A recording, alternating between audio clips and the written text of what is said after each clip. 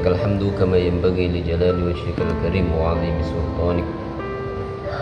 Asyhadu an la ilaha illallah wahdahu la syarika lah wa asyhadu anna Muhammadan 'abduhu wa rasuluh.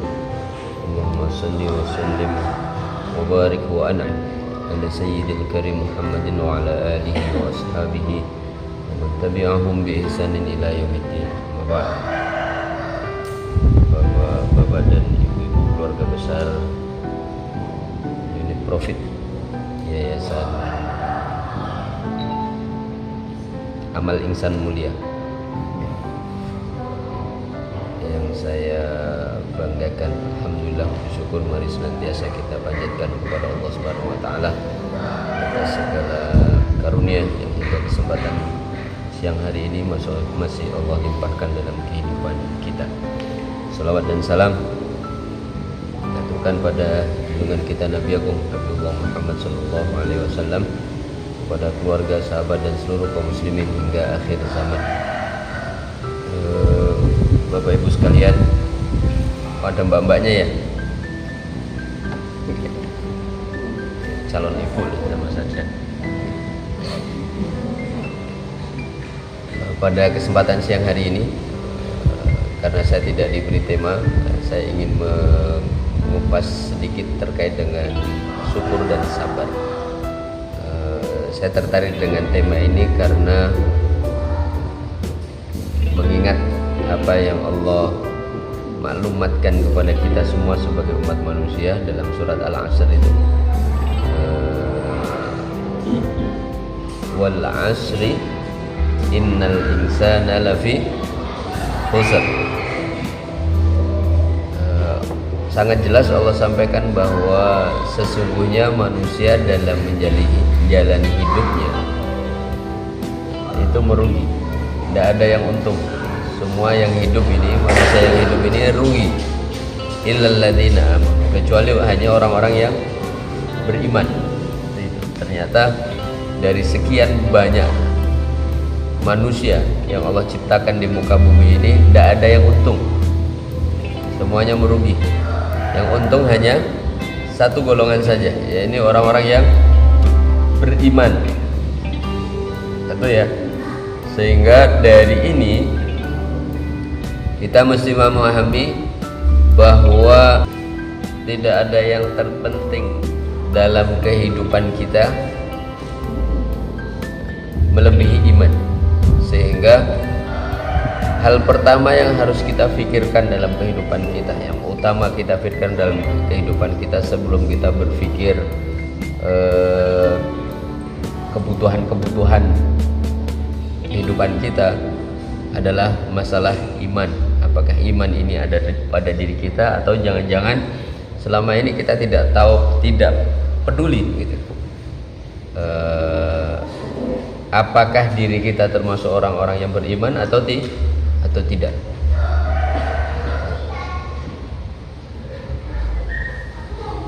Ini kira-kira ngeblank atau masih sambung ya? Saya takut kalau ngisi unit profit siang-siang gini sudah capek sekali.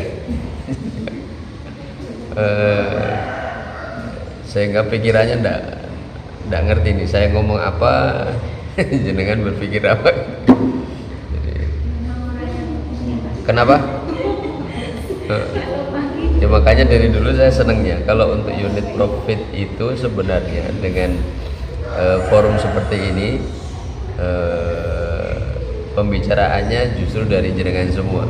Jenengan tanya apa, ada masalah apa, kita sharingkan, kita bahas sama-sama dari versi kalau kita kaitkan dengan agama gitu. Tapi kalau temanya dari saya kayak ceramah kayak gini, saya khawatirnya tidak sambung gitu. Karena memang mungkin capek lahir batin. Capek lahir batin. Oke, kembali ke tadi Bapak. Pastikan yang selalu ada dalam pikiran kita adalah keimanan, karena itu hal yang paling penting dalam diri kita, yang menjadikan kita tidak tergolong orang-orang yang merugi adalah ketika keimanan itu ada pada diri kita.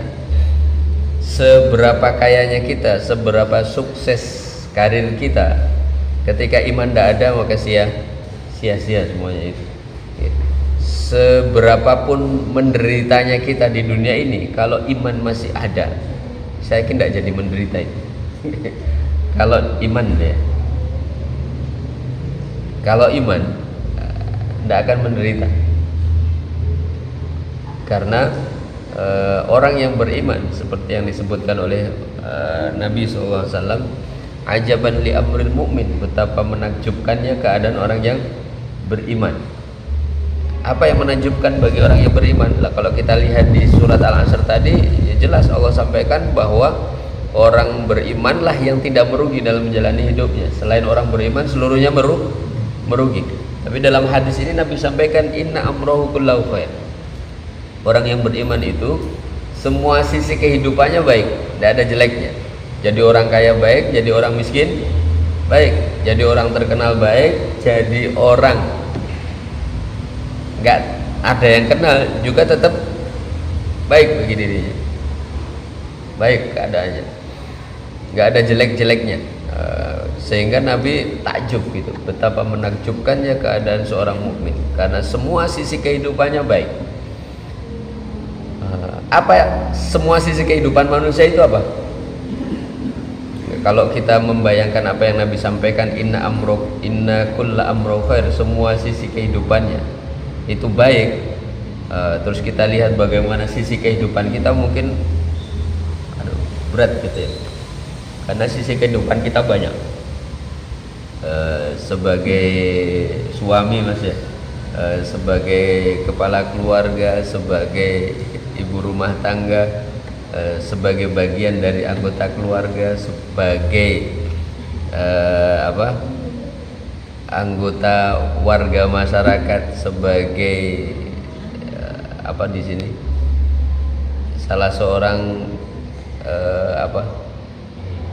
karyawan dari yayasan ini dan seterusnya. Itu banyak banget sisi kehidupan kita banyak. Tapi kalau kita lihat apa yang Nabi sampaikan, ternyata sederhana Nabi cara melihatnya, bahwa semua sisi kehidupan kita yang dinamikanya luar biasa gitu. Itu beliau sederhanakan hanya dalam dua sisi saja, bahwa kalau ditarik garis besarnya, semua sisi kehidupan kita ini hanya ada dua poin saja. Yang pertama Nabi sampaikan, idza asobathu sarra syakara. Ketika dia dihadapkan kondisi lapang, dia bersyukur. Wa idza asobathu dharra sabar. Dan ketika dia dihadapkan dengan kondisi sempit, dia bersabar. Hanya dua ini Nabi sebutkan, bahwa semua sisi kehidupan kita, dari bangun tidur sampai tidur lagi, bahkan sampai bangun lagi, itu hanya ada dua ini, sempit atau lapang atau sempit, itu saja. Sehingga cara pandang yang digunakan oleh Nabi ini bagus kalau kita tiru gitu. Ketika jenengan punya masalah, jenengan menghadapi kehidupan gitu, lihat dari dua sisi ini. Yang saya hadapi ini perkara lapang atau sempit. Sebelum berpikir bagaimana solusi, sebelum berpikir harus diapakan gitu ya, pahami dulu yang saya hadapi ini perkara lapang atau perkara sempit. Mulai dari bangun tidur jam berapa mas? Sebelum subuh sekarang jam 4:30. Sebelum subuh kira-kira jam katakanlah jam 4, kegasian ya, pokoknya menjelang adzan tidur lagi. Mulai dari sholat subuh, mulai dari bangun tidur menjelang sholat subuh, dari subuh sampai jenengan berangkat kerja jam berapa? Oh gitu, pagi ya? Anaknya belum berangkat sekolah itu. Anaknya di pondok satu, terus udah belum kerja satu. Udah Dia tambah berikan.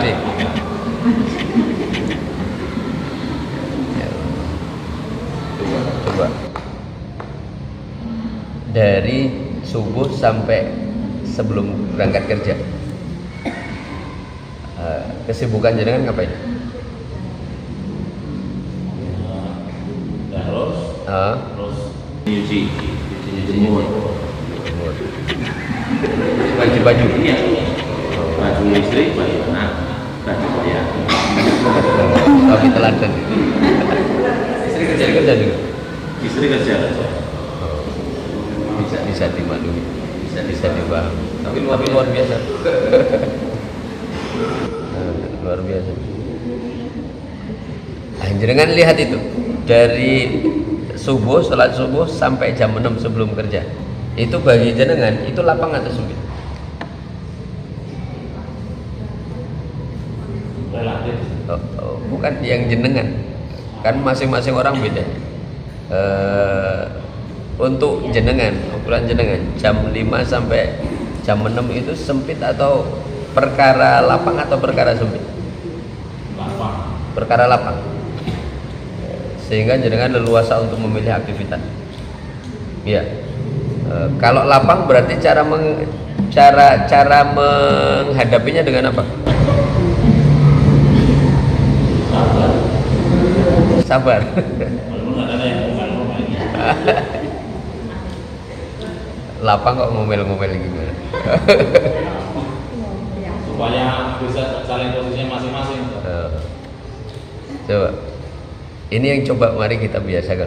Jadi ketika kita menghadapi waktu kita gitu ya, maka yang harus kita pahami pertama adalah ini perkara lapang atau perkara sempit. Karena Nabi memberikan gambarannya yang menunjukkan kenapa orang itu baik di semua sisinya, karena di kondisi-kondisi ini, di dua kondisi ini dia mensikapinya dengan tepat. Ketika dalam kondisi lapang, yang dia lakukan apa? Masuk lupa. Ini tandanya nggak nyambung tadi yang saya sampaikan. Ngeblank. Idza asobathu sarra syakara. Ketika dia dihadapkan kondisi lapang, dia bersyukur. Lapang itu bisa lapang waktu, lapang ekonomi, lapang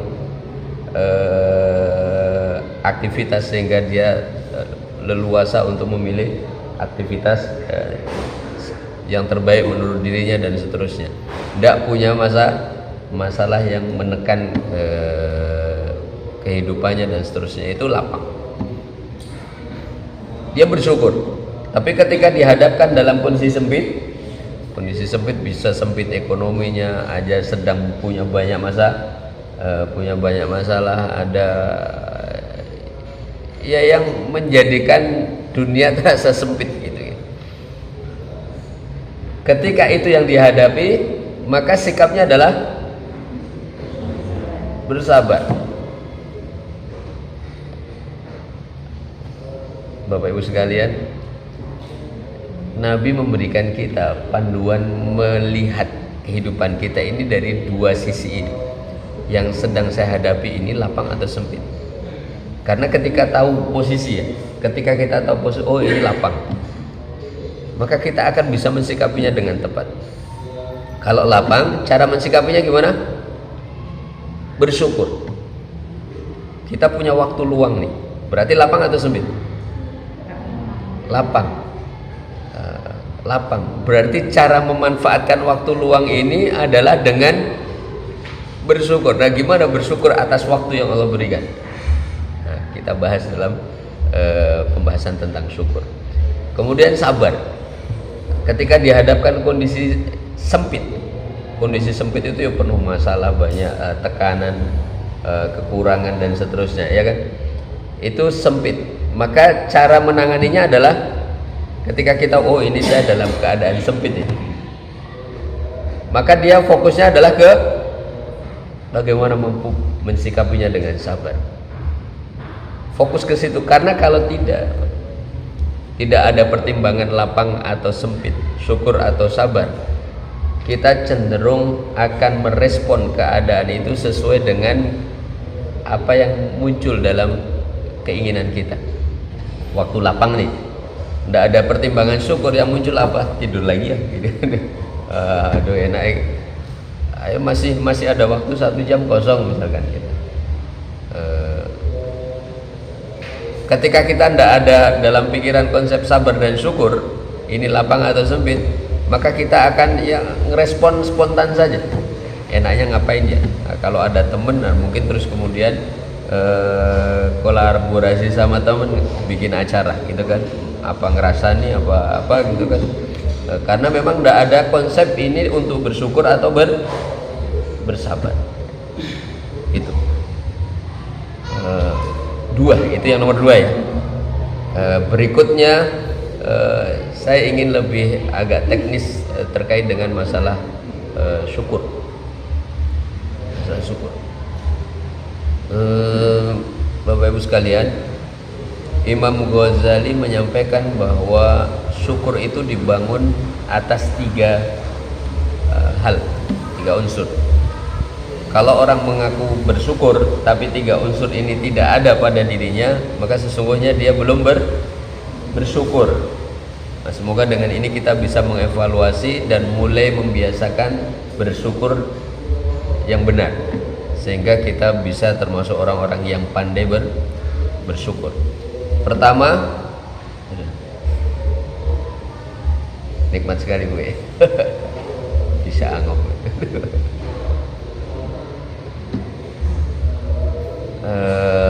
Bersyukur. Yang pertama, bersyukur dibangun di atas ilmu. Satu. Syukur itu dibangun di atas ilmu. Yang kedua, syukur dibangun di atas hal atau keadaan. Hal, keadaan. Kemudian syukur dibangun di atas amal perbuatan. 3 ini. 1 apa? Ilmu. 2 hal. 3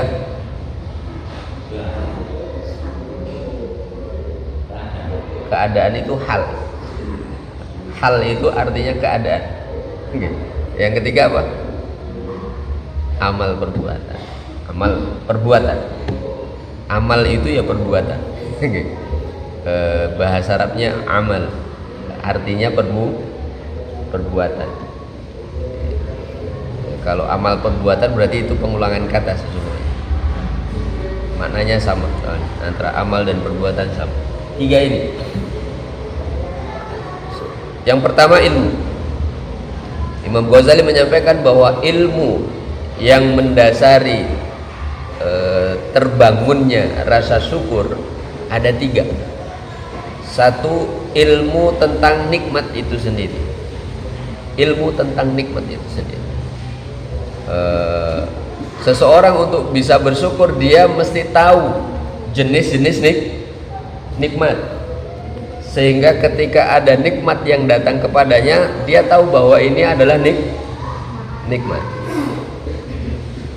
Kalau dia tidak punya pengetahuan bahwa ini nikmat, maka nikmat yang datang kepadanya itu tidak akan membawa kesan dalam hatinya untuk muncul rasa syukur.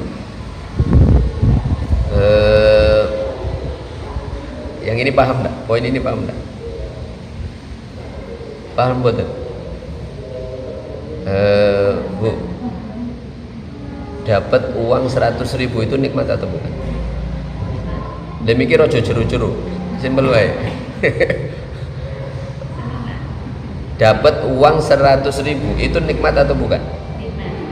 Nikmat ya, nikmat ya. Bagi orang yang tahu bahwa 100.000 itu bisa dipakai untuk beli-beli untuk memenuhi kebutuhan, sehingga dia memahami 100.000 itu nikmat. Tapi bagi bayi umur 5 bulan 100.000 itu nikmat atau bukan? Kenapa? Urung dong. Artinya urung duwe ilmu nih bahwa sing jenenge 100.000 itu nikmat. Paham ya? Ilmu yang pertama itu mengetahui nikmat. Jadi jenengan hidup lagi itu menurut pengetahuan jenengan itu nikmat atau bukan? Ya dia mesti bisa mengelmoni, dia mesti punya ilmu bahwa diri umur lagi, kesempatan hidup lagi itu adalah nikmat. Karena apa? Karena dengan ini saya bisa ketemu sama teman, bisa kumpul sama keluarga, bisa menambah amal soleh, bisa mengurangi dosa dan seterusnya, sehingga dia memahami bahwa masih hidupnya dirinya adalah nikmat. Tapi ketika dia tidak ngelmoni ini, dia hidup biasa-biasa saja. Karena apa? Yo koyo wingi kemarin juga bangun tidur hidup, sekarang bangun tidur hidup lagi. Dia tidak mengilmui bahwa bisa hidup, ya bisa bangun lagi itu adalah nikmat. Yang demikian dia susah untuk bisa bersyukur karena dia anggap biasa-biasa saja. Bangun tidur ya sudah biasa saja, tidak merasa mendapat nikmat karena dia tidak mengilmui bahwa bangun lagi itu merupakan nikmat yang Allah berikan kepadanya. Itu ya. Bingung Pak? Saya curiga melihatnya enggak serius itu, jangan-jangan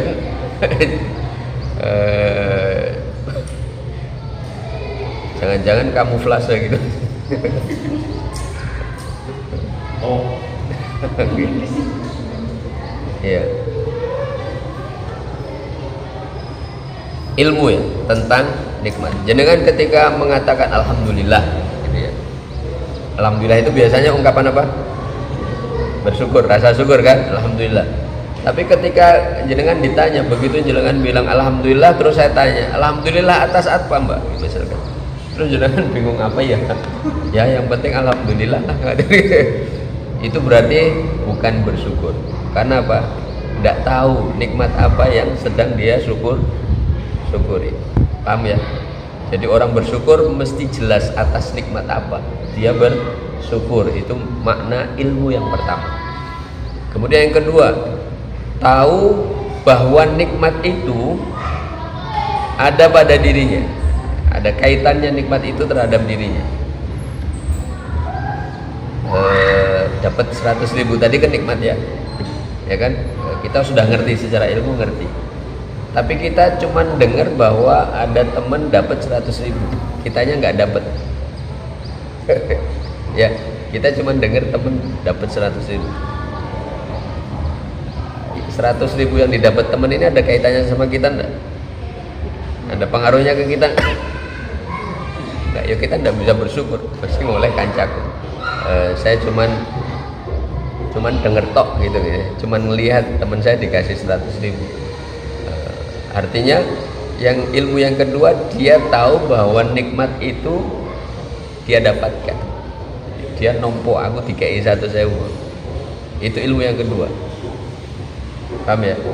Satu, tahu bahwa sesuatu itu nikmat. Yang kedua, tahu bahwa dirinya mendapatkan nikmat itu. Kemudian yang ketiga, tahu yang memberi nikmat. Ilmu unsurnya ada 3 ini. Tahu bahwa ini nikmat, tahu bahwa dia mendapatkan nikmat ini, kemudian yang ketiga, tahu yang memberi nikmat. 3. Karena bersyukur itu kan hakikatnya berterima kasih kepada pemberi kan, bukan hanya sebatas seneng dengan apa yang dia dapatkan, tapi sampai muncul ungkapan terima kasih, senang kepada yang memberi nikmat. Itu yang pertama, yaitu Kemudian yang kedua apa tadi? Hal, keadaan bagaimana? Keadaan yang tumbuh, muncul di hatinya perasaan senang, gembira, suka kepada yang memberi nikmat. Jenengan untuk bisa berterima kasih itu kan kalau tidak kalau jenengan senang sama orangnya, maksudnya senang itu tidak harus seneng terus apa istilahnya kayak senengnya dengan lawan jenis gitu, enggak, tapi ya seneng ya orang musuhi gitu maksudnya, sekedar seneng menjadikan kita hormat, menjadikan kita ya segan, ya hormat, ya tidak benci gitu. Jadi muncul di hati kita rasa senang kepada pemberi nikmat. Dengan rasa senang itu kan kita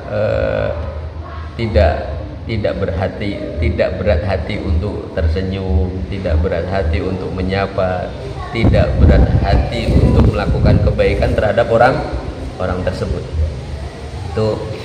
Itu hal yang kedua, yaitu keadaan. Keadaan yang kedua ini, hal ini atau bangunan yang kedua ini tidak akan mungkin muncul kecuali kita mengelmoni yang pertama tadi. Kita punya ilmu yang pertama tadi. Jadi semakin kita menghayati, meresapi, memahami tentang nikmat yang kita dapatkan dari seseorang, akan semakin menjadikan kita respect, senang kepada yang memberi. Jadi tanpa merenungi bahwa bisa hidup lagi ini adalah nikmat, bisa punya keluarga adalah nikmat, bisa punya pekerjaan adalah nikmat, kita menjadi biasa-biasa saja sama yang ngasih hidup, sama yang ngasih pekerjaan, sama yang ngasih kehidupan berkeluarga. Yang kedua paham? Yang kedua paham nomor satu? Yang dimaksud dengan keadaan itu paham enggak? Gimana?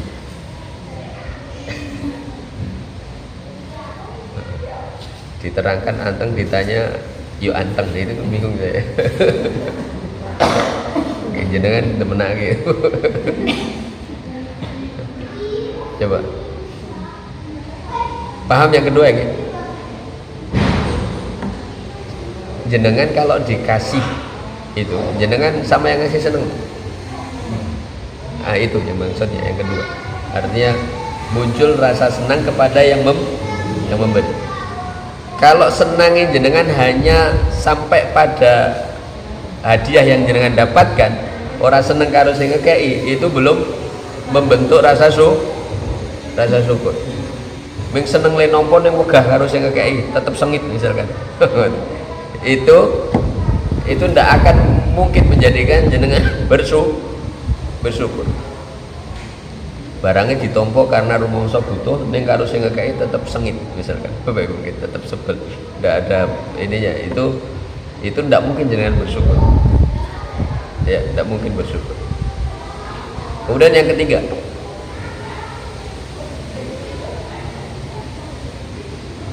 apa tadi Mas? Apa? Amal perbuatan. Amal.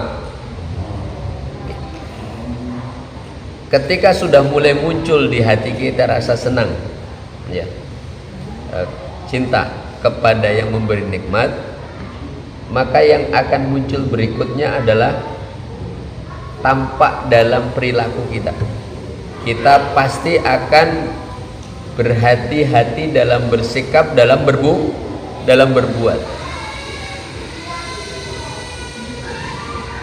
Perbuatan kita pasti perbuatan-perbuatan yang kita jaga jangan sampai menyakiti, mengecewakan, membuat marah orang yang memberi nikmat.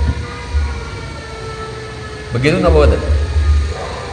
Jenengan baru butuh mobil nih misalkan, mau pergi kemana butuh mobil, terus ada yang pun pakai saja mobil saya misalkan gitu kan. Pas jenengan merasa butuh, tiba-tiba ada orang ngasih pinjam jenengan seneng nggak sama yang ngasih pinjam ini? Sama yang ngasih pinjam ini jenengan seneng nggak? Seneng sekali, matur nuwun sangat, karena jenengan respect, seneng sama yang ngasih ini. Kira-kira ketika jenengan pakai mobilnya itu hati-hati apa? Hati-hati enggak? Sangat hati-hati. Oh ini tadi yang dipinjami loh, hati-hati. Tiga hal ini harus ada dalam diri kita ketika kita mau benar-benar bersyukur. Ketika jenengan mengatakan ingin berusaha bersyukur kepada Allah Subhanahu wa taala, maka prosesnya untuk bersyukur kepada Allah, prosesnya ilmui nikmat apa yang jenengan dapatkan dari Allah. Itu banyak sekali, rinci satu-satu. Jadi bersyukur kepada Allah agar berkesan kepada kita menjadi wujud syukur yang sungguh-sungguh, didetailkan. Kalau Allah tidak butuh detail, tapi kita yang butuh detail. Kenapa? Dengan detail kita akan benar-benar dalam bersyukur.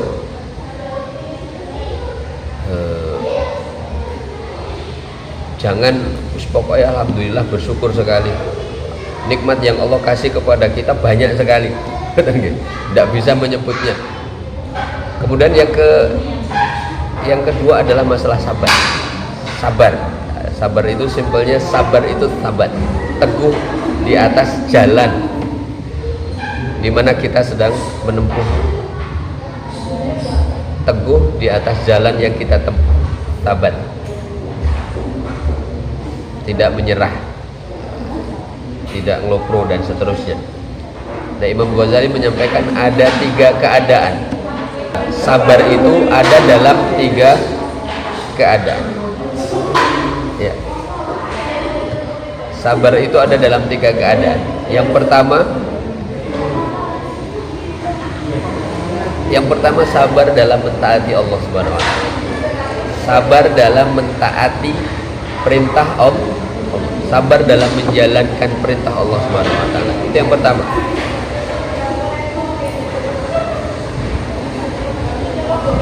Dan antara syukur dan sabar ini tidak bisa dipisah-pisahkan.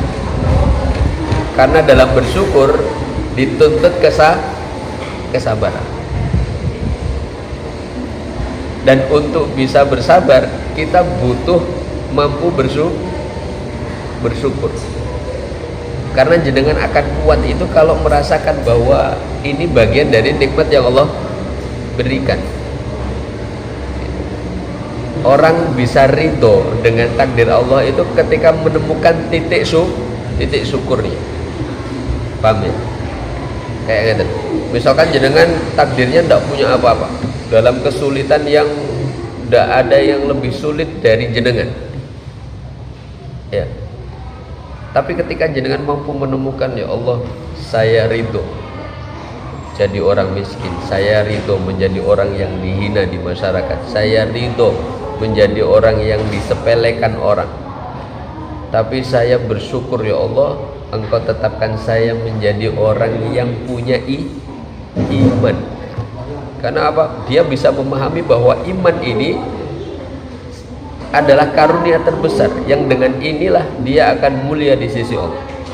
Sehingga ketika dia mampu melihat titik kenikmatan yang Allah berikan kepadanya berupa iman ini, dia masih mampu mengatakan, ya Allah, saya ridho punya keluarga yang begini, saya ridho difitnah orang, saya ridho dihina orang, saya ridho tidak punya apa-apa di dunia ini. Yang penting jangan pernah cabut nikmat iman ini dari hati hamba. Itu artinya dia mampu bersabar. Kenapa mampu bersabar? Karena bisa melihat titik nikmat yang dia benar-benar bersyukur atas itu. Yang kedua, sabar dalam menahan diri melakukan kemaksiatan. Sabar dalam menahan diri untuk tidak melakukan kemaksiatan. Jenengan menahan diri untuk tidak gelendengi, ngrasani konco, itu namanya bersabar. Jenengan menahan diri untuk tidak berlaku tabdzir mubadzir, itu namanya bersabar. Jenengan menahan diri untuk tidak menyia-nyiakan waktu yang jenengan miliki, itu namanya bersabar. Yang kedua. Dan yang poin ketiga, sabar dalam menghadapi ujian, cobaan atau musibah dari Allah Subhanahu wa taala. Tiga keadaan itu. Dalam mentaati perintah Allah atau menjalankan perintah Allah, dalam menahan diri dari berbuat maksiat, kemudian dalam menghadapi ujian. Dua hal itu. Ada yang ditanyakan? Cukup ya?